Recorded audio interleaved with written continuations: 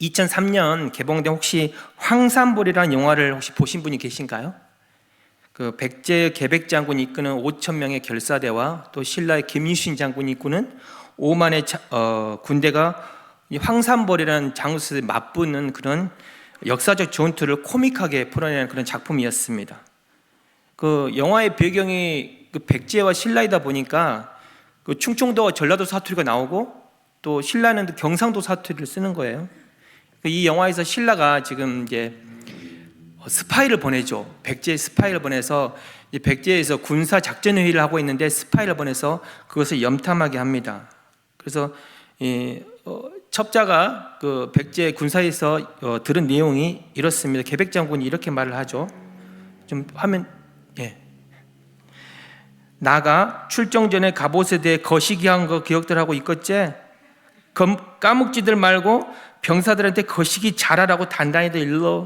근게 이번 여기 황산벌 전투에서 우리의 전략 전술적인 거시기는 한마디로 머시기 할 때까진 갑옷을 거시기한다. 이런 내용.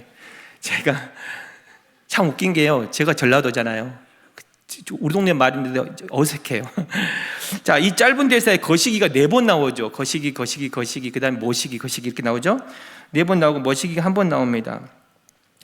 자, 그런데 이 거시기와 모시기를 그 신라 암호 해독관이 있을 거 아니에요? 근데 그들은 그걸 잘 이해를 하지 못해요. 이게 무슨 뜻인지를 분명히 듣긴 했는데 저게 이해가 돼야지 내가 준비를 할 건데 이해가 안 되는 겁니다. 제가 한번 또 전라도 출신이니까 이 문장을 표준어로 한번 해독해 보겠습니다. 내가 출정 전에 갑옷에 대해 이야기한 거 기억들 하고 있지? 잊지 말고 병사들에게 꼭 갑옷 단단히 잘 입고 있으라고 전해. 그러니까 이번 여기 황산벌 전투에서 우리의 전략 전술적인 작전 한마디로 전쟁에서 승리할 때까지 갑옷을 벗지 않는다. 이런 뜻이거든요.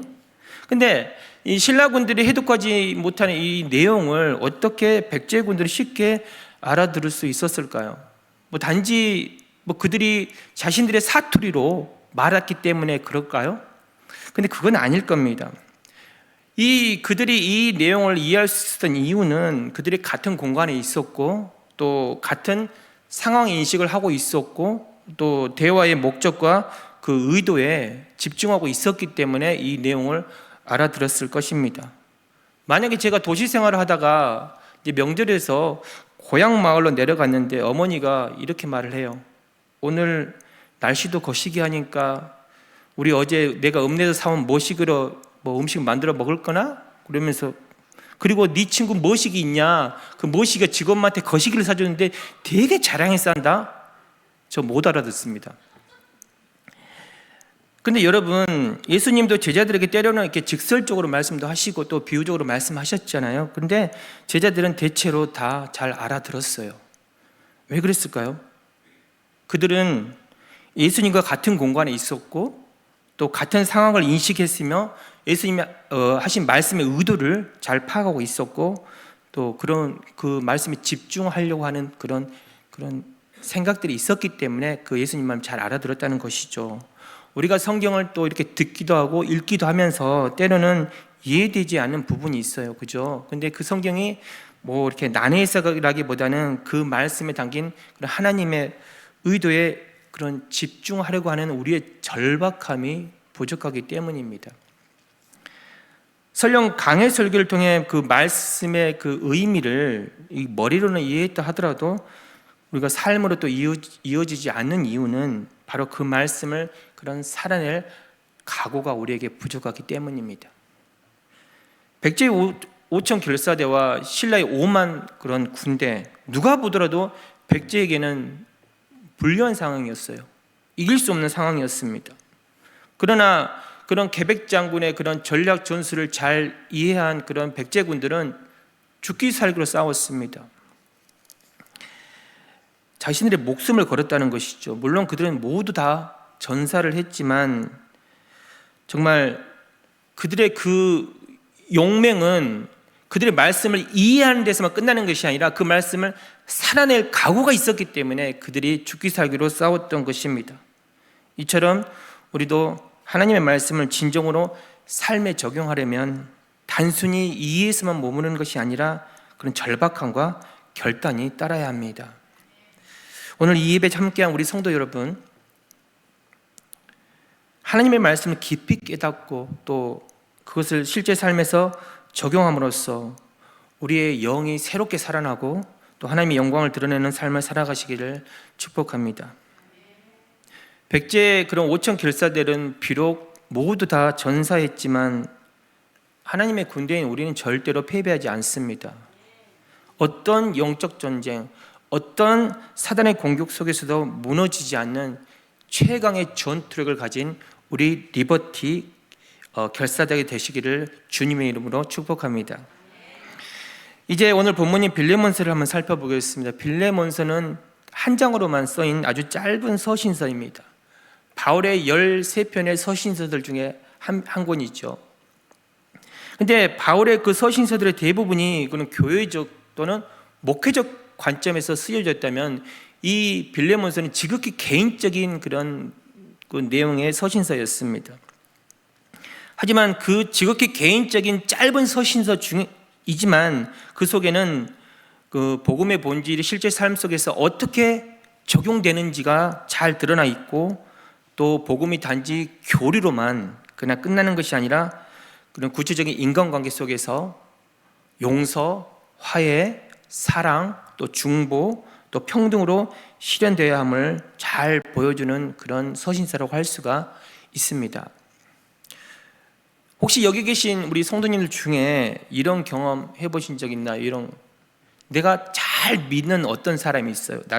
내가 정말 믿고 의지하던 어떤 사람이 있는데 그 사람에게 나의 그런 속마음을 털어놓습니다. 즉, 뭐 예를 들어서 가정 문제라든가, 뭐 자녀들의 문제, 경제적인 어려움, 또 인간관계 속의 갈등 등 이런 것을 내가 허심탄회하게 믿고 나눈 거예요. 근데 그 믿었던 그 사람이 어느 날 그 이야기를 뭐 부풀려서 막 여기저기 다 소문을 낸 거예요. 누구네 집은 어떻더라, 뭐 그놈 새끼는 어떤 새끼더라, 뭐 이러면서 막 퍼뜨린 거예요. 그러면서 또 이런 말을 덧붙이는 거예요. 평소 잘난 체는 다 하더니 잘 됐다, 뭐 이러면서 막 이렇게 퍼뜨렸어요. 만약에 그 이야기를 여러분이 들었다고 하면은 여러분들은 어떠시겠어요? 그 순간 내가 믿었던 사람에게 아주 심한 배신감을 당했다면 어떠시겠습니까? 만약에 혹시 우연히 그 들었던 그날에 전에 샀던 파워볼 로또가 1등에 당첨됐다면 모를까? 그렇지 않으면 막 부지 화가 나겠죠. 그 사람에 대한 배신감이 들겠죠. 또 어떻습니까? 또 부끄럽기도 하고 또 멘붕 상태가 오겠죠. 이게 사실 솔직한 사람의 감정 얘기가 아니겠습니까? 그런데 시간이 조금 흘러서 그 친구가 또 이렇게 말을 해요. 내가 그때는 정말 잘못했어. 좀 나를 용서해 주면 안 되겠니? 그리고 우리 다시 예전처럼 친하게 지내면 안 될까? 이렇게 말한다면 그때 우리 성도님들은 어떻게 하시겠습니까? 그래, 사람 누구나 실수할 수가 있으니까 다 용서할게. 다시는 그러지 말고, 다시는 그런 실수하지 말고 우리 친하게 지내자. 뭐 이렇게 말씀하시겠습니까? 아니면 뭐 그때도 화가 풀리지 않았어. 됐고 꺼지라. 뭐 다시는 하는 체 하지 마라. 밤길 조심해라. 뭐 이렇게 막 강하게 이렇게 하시겠습니까? 사실 우리가 바울이 오늘 본문에 하고 있는 말은 이런 그런 상황과도 정말 비슷한 내용이에요. 이 빌레몬서는 바울이 빌레몬이라는 사람에게 보내는 편지죠. 그리고 이 바울이 이 편지를 쓸 때는 지금 감옥에 갇혀 있는 상황이었습니다. 그 빌레몬은 골로새 지역에 사는 아주 부유한 그런 사람이었던 것 같아요. 왜냐하면은 당시 초대교회는 이런 교회 건물이 없었습니다. 그래서 부유한 사람의 집에서 이 모임이 이루어졌습니다. 이런 의미로 볼 때 빌레몬의 집은 가정교회의 그런 모형이라고 볼 수가 있습니다. 그는 정말로 신실한 사람이었고 또 사랑이 넘치는 형제였습니다. 그리고 5절과 7절을 보면 바울은 그를 이렇게 칭찬하고 있죠. 주 예수와 및 모든 성도에 대한 네 사랑과 믿음이 있음을 들음이라. 또 7절에서는 뭐라고 말합니까? 형제여, 성도들의 마음이 너로 말미암아 평안함을 얻었으니 내가 너의 사랑으로 많은 기쁨과 위로를 받았노라. 그런 그런 빌레몬의 집에는 오네시모라는 종이 있습니다. 근데 그 오네시모라는 종이 어느 날 도망을 갑니다. 그리고 그냥 단순히 도망만 간 게 아니라 주인의 뭔가를 훔쳐서 도망간 것 같아요. 18절에 보면 이런 내용이 나오죠. 그가 만일 내게 불의를 하였거나 내게 빚진 것이 있으면 그것을 내 앞으로 계산하라. 그러니까 오네시모가 주인의 뭔가를 훔쳐갔기 때문에 그 훔쳐간 것을 내가 대신 갚아줄 테니까 내 앞으로 달아나라, 이런 뜻 아니겠습니까? 근데 그런 오네시모가 도망을 쳤어요. 그 당시에 도망친 노예가 잡히면 어떻게 되냐면은 아주 로마법에 의해서 아주 가혹한 형벌을 받거나 심한 경우에는 처형을 당할 수도 있었습니다. 그런데 이 도망친 오네시모가 도망쳐서 간 곳이 어디입니까? 감옥에 있는 바울을 찾아간 거예요. 바울을 찾아가게 된 겁니다. 그리고 그 감옥에서 바울로부터 복음을 듣고 예수님을 영접하고 새로운 사람으로 변화가 된 거죠. 바울은 10절에서 이렇게 말하고 있습니다. 감옥에 갇혀있는 동안에 내가 낳은 아들 오네시모를 두고 그대에게 간청합니다, 이렇게 말하고 있죠. 지금 그는 단순히 그는 오네시모를 제자라고 하는 게 아니라 그 믿음의 아들, 내가 낳은 아들, my son, 이렇게 표현을 하고 있습니다. 단순히 그는 신앙적인 관계를 넘어서 그냥 이 복음으로 낳은 영적 아들임을 지금 바울이 말하고 있는 것이죠. 정말 진심으로 그를 사랑하고 진심으로 그를 신뢰하는 그런 마음에서 지금 이렇게 말하고 있는 것입니다. 그래서 오네시모는 지금 도망자의 신분에서 어떻게 됩니까? 복음을 받은 자가 되고 또 죄인에서 하나님의 자녀로 변화되었습니다. 이것이 오늘 제가 우리 여러분에게 말씀드리려고 하는 그 복음의 진짜 능력입니다. 이제 바울은 주인에게서 도망쳤던 오네시모를 다시 주인인 빌레몬에게 돌려보내며 한 통의 편지를 쓰죠. 그게 또 우리가 읽었던 오늘 빌레몬서 내용이었죠. 바울은 어떤 내용의 편지를 써서 지금 원래 주인인 빌레몬에게 보냈을까요? 한마디로 이거죠. 오네시모가 예수님을 지금 믿고 변화되었으니까 다시 너에게 갈 때 용서해 주면 안 되겠니? 이런 내용의 편지를 써서 지금 빌레몬에게 보냈습니다. 그 구체적인 내용이 16절에 나옵니다.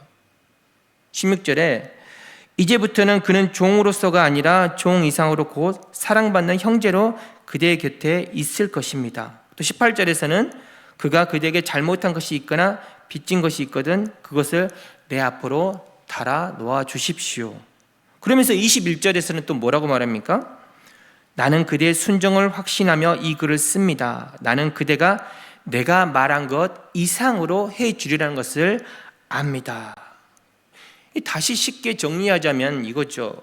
이 빌레몬의 종이었던 오네시모가 도망쳐 이 바울에게 왔어요. 바울에게 왔는데 바울이 그에게 복음을 전했더니 그게 복음을 받아들이고 예수님을 영접하고 새로운 사람으로 변화가 된 거예요. 그래서 다시 이제 원래 주인인 빌레몬에게 지금 보낼 테니 이제는 이전의 종으로 생각하지 말고 같은 형제로 좀 대해주라. 그리고 혹시 너의 종 오네시모가 도망칠 때 뭔가를 훔쳐 나왔다면 그게 내가 대신 갚아줄게. 그러면서 또 뭐라고 덧붙입니까? 너는 정말 믿음의 사람이고 정말 좋은 사람이니까 내가 부탁한 것을 다 들어줄 거라고 믿어. 이런 내용의 지금 편지를 보낸 거예요. 근데 생각해 보십시오. 만약에 여러분이 빌레몬의 입장이라면 어떻겠습니까? 이 편지를 그대로 순순히 받아들이겠습니까? 빌레몬이라면. 예전에 전도연이 주연했던 그 밀양이라는 영화를 혹시 보신 적 있으신가요? 그 이런 내용이 나오죠. 이런 장면이 나옵니다. 시내라는 여자 주인공이 시내예요. 시내라는 그런 한 여인은 그 자신의 아들을 유괴해서 죽인 그런 살인자를 죽인 범인을 용서하기 위해서 이제 교도소로 면회를 갑니다. 면회를 갔어요. 근데 그 범인이 뭐라고 말하냐면은 그녀보다 먼저 하나님으로부터 내가 용서를 받았다. 그러면서 나는 지금 마음이 평안하다. 이런 말을 한 거예요. 그 신의 입장에서는 자신이 용서의 주체인 줄 알았는데 지금 범인은 이미 하나님께로 용서를 받았다고 말을 합니다. 그렇기 때문에 내가 비록 가해자지만은 피해자인 너한테 용서를 받을 필요가 없어. 이렇게 말하는 거죠. 시내는 지금 자신은 아직도 고통 가운데 있는데 지금 범인은 오히려 평안해 보이고 또 감사하다는 태도에 시내가 충격과 분노의 그런 분노를 느끼죠. 빌레몬의 입장에 생각할 때 충분히 이런 감정 표현을 할 수 있지 않겠습니까? 그 바울이 생각하는 빌레몬은 어떤 사람이었습니까? 사랑하는 친구요 동역자이며 또 성도들에 대한 사랑과 주 예수 그리스도에 대한 믿음이 컸던 그런 사람이었습니다. 좋은 사람이었습니다. 그런데 어떠한 이유인지는 모르지만 그 집에 있던 종 오네시모가 도망을 쳤습니다. 그것도 뭔가를 훔쳐서 도망을 쳤습니다. 잡히면 무거운 형벌을 받을 줄 알면서도 그런 행동을 한 것입니다. 그런데 바울은 지금 이렇게 부탁의 편지를 쓰고 있는 것이죠. 이제 오네시모는 단순한 종이 아니야. 예수님 안에서 우리의 한 형제가 되었어. 이런 편지를 지금 빌레몬에게 보내고 있는 것입니다. 비록 그가 과거에는 아주 큰 잘못을 했지만 그것보다 지금 예수 안에서 변화된 모습이 더 중요해. 이렇게 말하고 있는 것이죠. 하지만 이게 진짜 복음의 능력입니다. 복음은 또 예수를 믿는 믿음은 안 좋았던 관계를 회복시키는 그런 힘을 가지고 있어요. 오늘 본문인 빌레몬서는 우리에게 단순히 용서합시다 이걸 말하고 있는 게 아닙니다. 죄진 자를 그냥 용서해 줍시다 이렇게 말하고 있는 게 아니에요. 진짜 복음의 능력이 무엇인지를 지금 말하고 있는 것입니다. 우리 그것이 무엇이냐 한번 세 가지로 한번 정리를 해보겠습니다. 첫째로 예수님 안에서는 누구든지 변할 수 있다는 것입니다.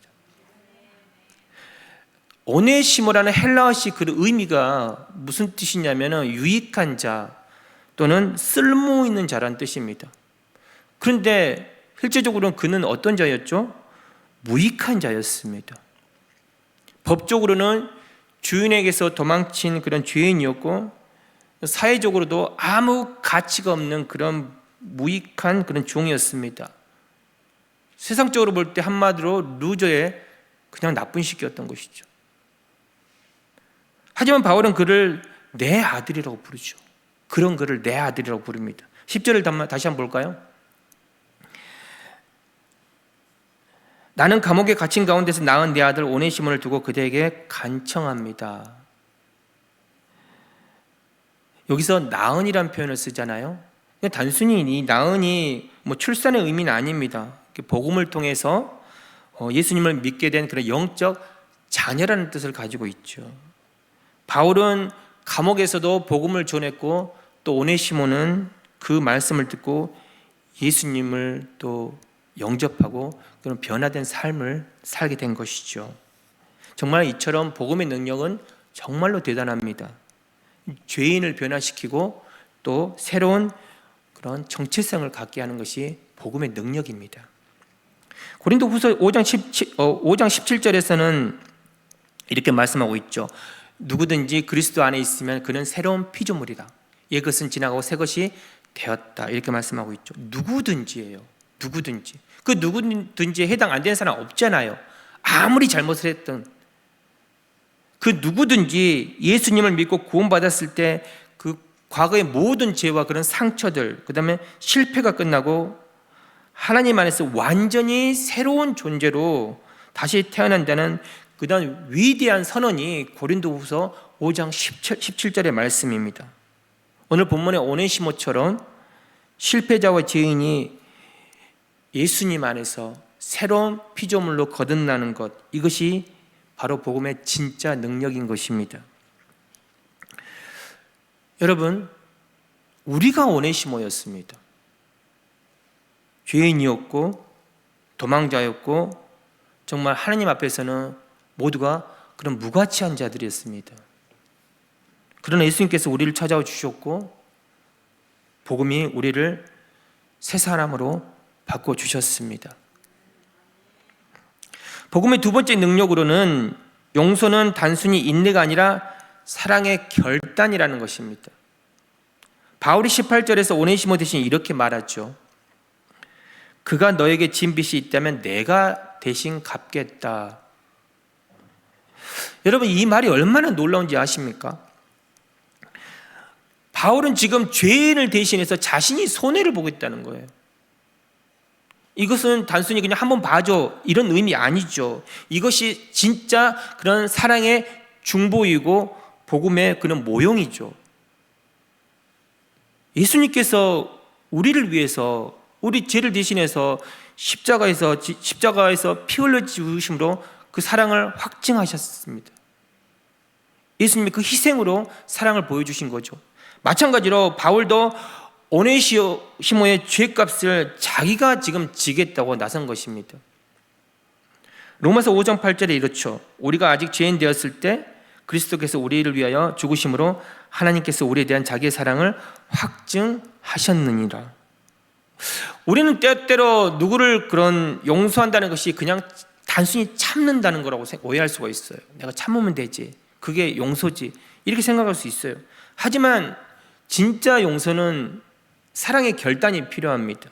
내가 어떤 손해를 감수하더라도 그를 품는 어떤 결정을 내려야 되는 순간이 있죠. 앞서 말씀드린 그 밀양에서 그런 주인공 시내가 그 자신의 아들을 죽인 죄인을 용서할 수 없었던 것은 왜 그랬을까요? 자신이 용서하려고 했기 때문이죠. 자신이. 그 진정한 용서는 내가 하는 게 아닙니다.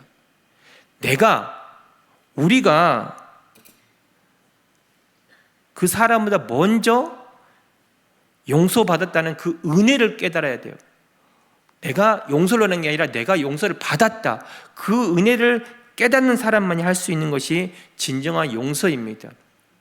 따라서 우리가 예수 그리스도의 그 십자가의 은혜로 용서를 받은 자들이라는 것을 우리가 기억한다면 용서 못할 일들도 또 용서 못할 사람도 없는 것이죠. 세 번째로 복음의 능력 세 번째는 교회는 과거가 아닌 변화된 현재를 믿는 공동체라는 것입니다. 바울은 오네시모를 교회 공동체 안으로 다시 초대를 하죠. 그리고 빌레몬에게 16절에서는 이렇게 말하고 있습니다. 이제부터는 그는 종이 아니라 사랑받는 형제라고. 그리고 21절은 또 이렇게 말하고 있죠. 빌레몬이 자신이 말한 것 이상으로 해줄 것이라고 믿는다고 말하고 있어요. 지금 바울은 빌레몬의 인격과 그런 믿음을 그런 신뢰하고 있습니다. 그리고 변화된 오네시모를 그런 교회의 공동체 안으로 지금 다시 초청하고 있는 것이죠. 여러분, 교회는 어떤 곳이어야 합니까?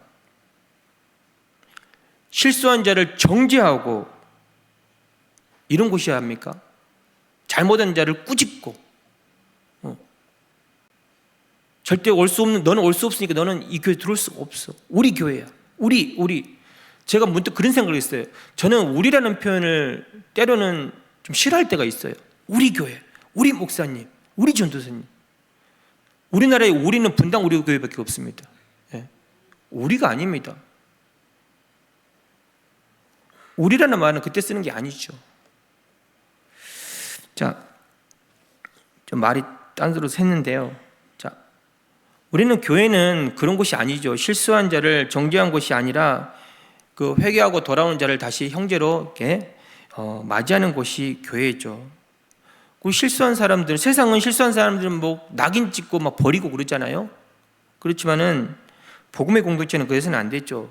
그 사람의 과거가 어땠든 그 사람이 이 복음을 받아들이고 예수님을 영접하고 새로운 사람이 됐다고 하면 그 사람의 과거를 보는 게 아니라 그 사람의 현지와 그 사람의 미래를 보는 것이 교회여야 됩니다. 저는 우리 교회가 정말 이런 교회가 되기를 소망합니다. 실수한 성도, 또 우리에게 상처를 입힌 성도, 또는 외로운 성도를 다시 품고 한 형제로 맞이할 수 있는 그런 따뜻함을 가진 신앙의 공동체, 그런 교회가 되기를 소망합니다. 왜냐하면 갈라디아서 3장 28절 말씀처럼 우리는 예수 그리스도 안에서 모두가 하나입니다. 자, 오늘 말씀을 통해서 우리에게 주는 도전은 무엇일까요? 그러면 과연 나는 어떤 사람일까요? 우리가 오늘 본문에서 세 사람이 등장하죠. 오네시모, 빌레몬, 바울. 오네시모처럼 도망치고 싶었던 적이 혹시 있으셨습니까? 저는 있습니다. 많이 도망치고 싶을 때가 많아요, 요즘에. 가정에서, 또 교회에서, 또 삶의 터전에서 또 실망하고 또 도피하고 싶은 순간들이 있습니까? 그때 예수님께서는 뭐라고 말씀하십니까? 내가 너를 새 사람으로 바꿔줄게. 나에게로 와. 이렇게 말씀하시잖아요. 정말 그 순간에 저도 도망치고 싶을 때가 많다니까요. 그럴 때만은 제가 이 말씀 붙잡죠. 아, 나를 위로 주신 우리 주님께로 가면 되겠구나. 그때 마음이 평안해지는 걸 느낄 수가 있습니다. 그때 막 회개가 일어나죠. 내가 순간적으로 내가 잘못 생각을 했구나. 그래서 제가 다시 제자리로 돌아올 수가 있습니다. 빌레몬처럼 누군가를 용서하는 게 어려웠던 적이 있습니까? 빌레몬의 입장에서 이 편지를 받았을 때 기분이 어땠을까요? 저 같으면요 기분이 나빴을 것 같아요. 왜냐하면은 저 같으면 빌레몬의 입장에서 좋은 사람이었잖아요. 정말 사랑으로 성도들을 케어하기도 하고 자기 집을 또 교회를 쓰기도 하고 그런 사람이었잖아요. 그리고 내가 정말 그런 사람이 이 종을 얼마나 사랑했겠습니까? 이 종을 신뢰하고 그런 종이었는데 내 돈을 훔치고 달아났어요.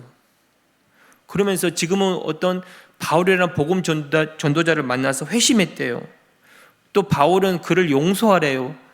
이제 종으로 삼지 말고 형제로 삼아주래요.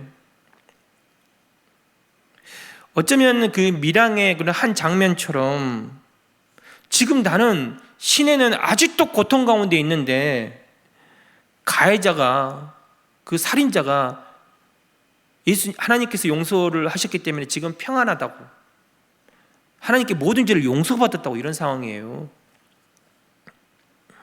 근데 우리가 용서해야 될 입장이 되었을 때, 아까 제가 방금 그랬잖아요. 저 같으면 용서가 안 됐을 거라고. 우리가 용서를 해야 하는 입장이 되었을 때는 그렇게 쉽게 용서할 수 있지 이렇게 쉽게 말할 수는 없을 거예요. 이게 사람의 감정이니까요. 그렇지만 복음은 뭐라고 말합니까? 예수님께서 너를 용서하신 것처럼 너도 그를 용서해라. 이게 복음인 거예요. 예. 그냥 용서가 아니라 주님이 우리를 용서하셨기 때문에 너도 주님처럼 용서해라. 이게 복음인 겁니다. 내가 이번 한 번만 봐줄게 이게 아니라는 것이죠. 그 어떤 죄도, 어떤 잘못도, 어떤 실수도 우리는 더 큰 죄인이었잖아요. 그렇기 때문에 우리도 그들을 용서할 수 있어야 됩니다.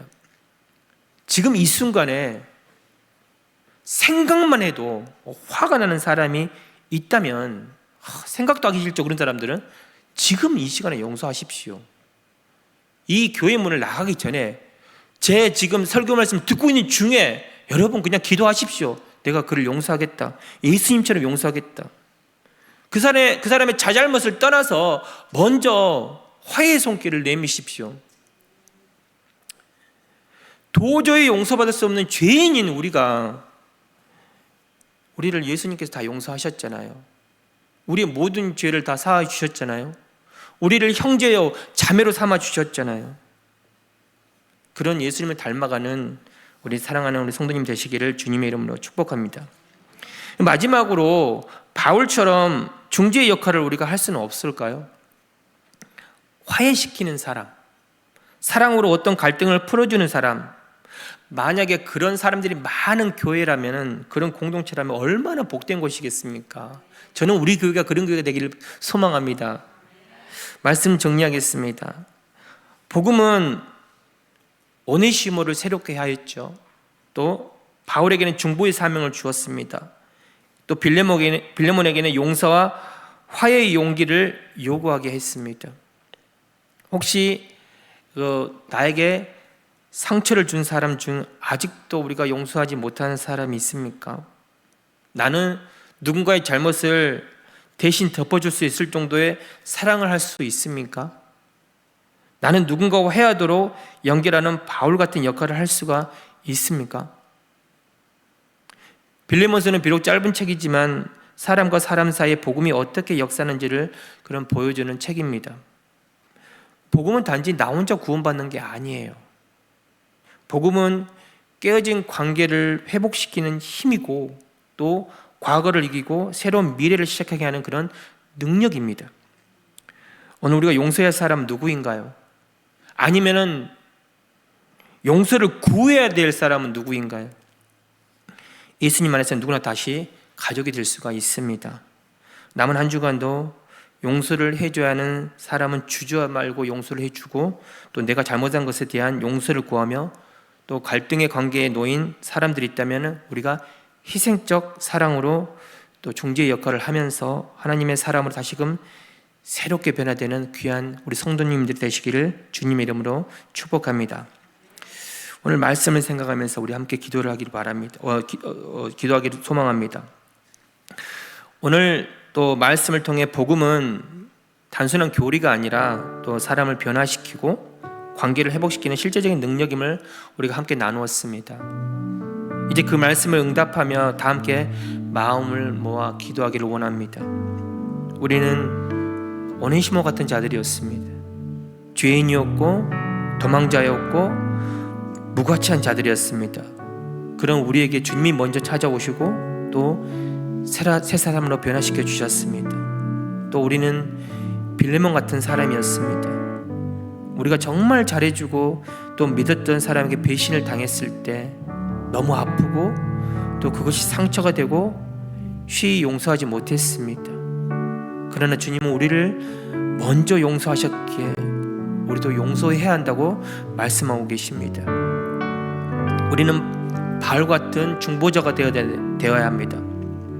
왜냐하면 복음은 나 혼자 구원받는 것이 아니라 다른 이들의 화해를 통해서 또 그 공동체가 건강해지고 다시 하나가 될 수 있기 때문입니다. 마지막으로 우리 교회가 그런 복음의 공동체가 되어야 합니다. 복음을 전하고 진짜 복음의 능력을 행할 수 있는 그런 교회가 되어야 합니다. 우리 네 가지 말씀을 생각하며 우리 또 간절한 마음으로 주여 한번 외치고 기도해 나가겠습니다. 주여!